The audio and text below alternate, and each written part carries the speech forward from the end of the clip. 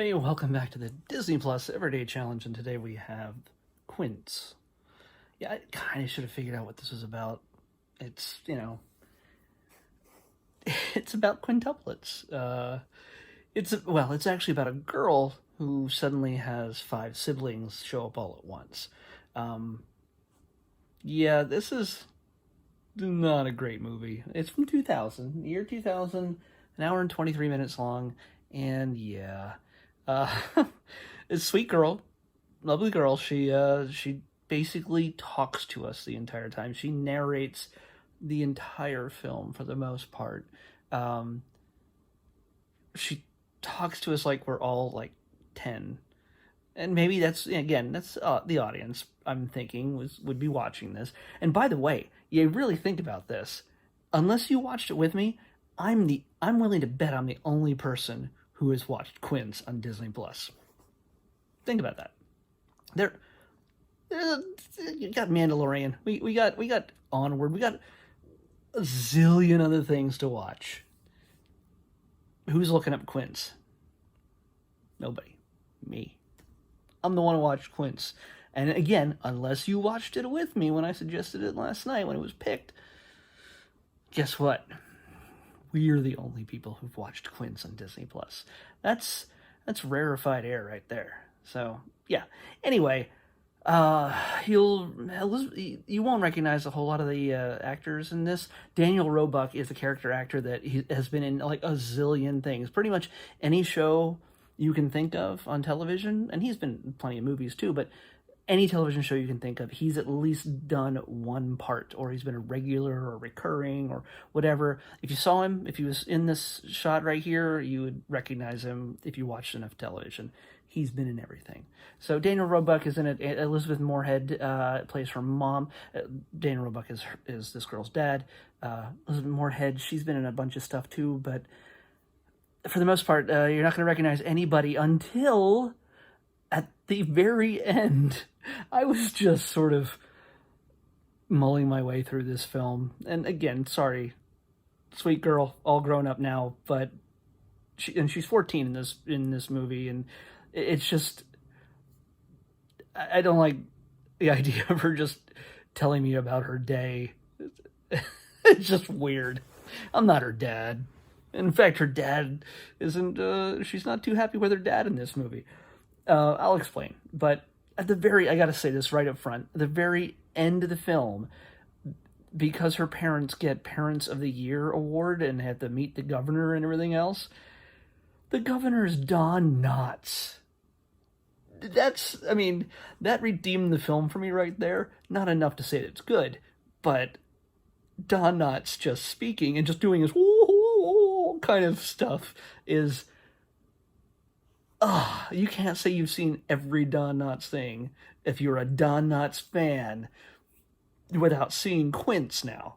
You can literally fast forward to the end, and none of it will matter. But, yeah. Anyway, this girl, she, and I honestly can't even remember her name, Jamie, I guess. I'm sorry. But she starts telling us about her life. She starts at the end, and then everything is sort of in flashback, and she narrates the entire experience and how she's changed a lot because of this getting five siblings all at once, the Quints. Anyway, she's a little bit overwhelmed by her parents. She's an only child, and they cater to her every whim, every need, and they're a little bit obsessive about everything she does. They want to make sure she has the best grades and goes to the best schools and everything else, which, honestly, is a great thing. It's not something that you can really say is bad. That she can't say that, oh, I don't want attention and I don't want my parents to care about my life.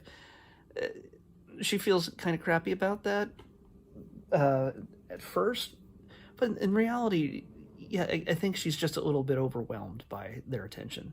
And so the moment that they learn that mom is having quintuplets, everything changes. There's no attention put on her whatsoever. They couldn't give a rat's patootie about what she's doing on a day-to-day basis. In fact, she was supposed to go to like some sort of science school. She's trying to get into a science magnet school, And yeah, she starts floating towards art, which is always a parent's greatest nightmare in most cases. If they were a kid was originally going to be a doctor, lawyer, scientist, making lots of money, art is not the direction most parents would want them to go. But in this, she discovers that she has a sort of innate talent to draw, to paint, to sketch, and her subjects turn out to be her siblings, and she does some really good stuff, and she's discovering more and more about herself. And while this is all going on, a slick marketing guy shows up with boxes and boxes of diapers. The parents are underwater financially. They're stretched so thin. The nanny that they had, which is a woman with a really bad fake Scottish accent,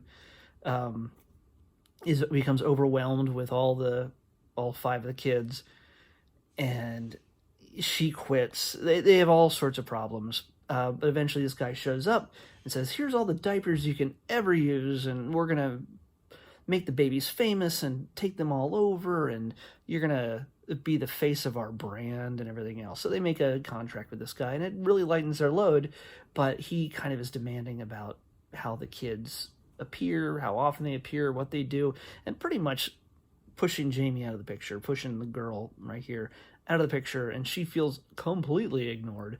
When it comes right down to the point where he's booked them for a thing, well, to meet the governor, to show that they're the greatest parents.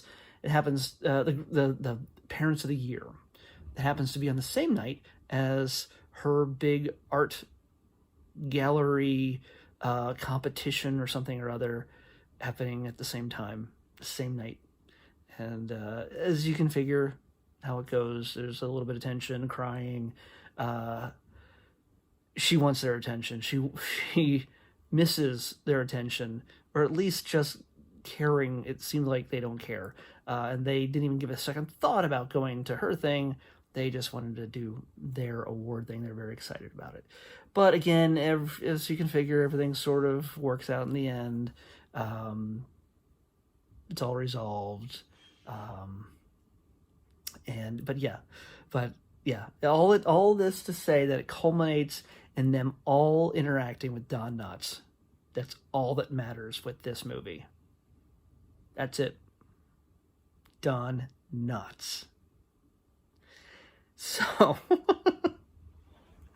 if you do watch this film, if you haven't watched it with me, if you do become the second or third or fourth person who happens to watch Quints on Disney Plus after me, of course, hey, let me know what you thought and how great that 3 or 4 scenes of Don Knotts cameos worked out for you. Anyway, let's look at tomorrow's Disney Plus Everyday Challenge episode. Pick a winner. 42, way down low. 42. Something tells me we may have had that one already. We did. Yeah, we did. 42, let's take a look at it. 42 is right under Avengers Endgame. Babes in Toyland. That was on day 59, so we're going to have to pick another one.